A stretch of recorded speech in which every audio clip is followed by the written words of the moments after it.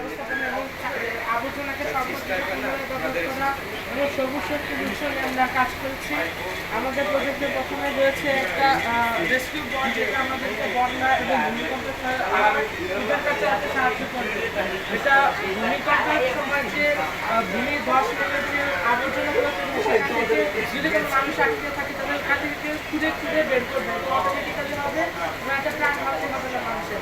আর যদি কোনো বড় মানে আর যদি কোনো ধ্বংসপ্রাপ্ত বিল্ডিংয়ের নিচে উদ্ধার কাজ চালাতে হয়, যা বিল্ডিংয়ের উপরের অংশগুলো যাতে এর উপর না করে রোবটটাকে নষ্ট না করে, সেজন্য তাদের সিকিউরিটি ফিচার রয়েছে।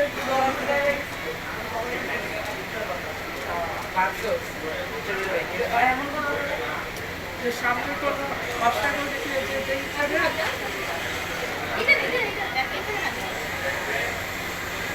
আর হচ্ছে উপরে যদি কোনো সাডেন আর যদি কোনো সাডেন মুভমেন্ট আসে, তাহলে হচ্ছে বাজারে যে এলিভেটর এটা পিছিয়ে চলে আসবে, তাহলে যারা এর সাথে কাজ করবে তারা সেফ থাকতে পারবে। তারপর এখানে রয়েছে অটোমেটেড পার্কিং সিস্টেম।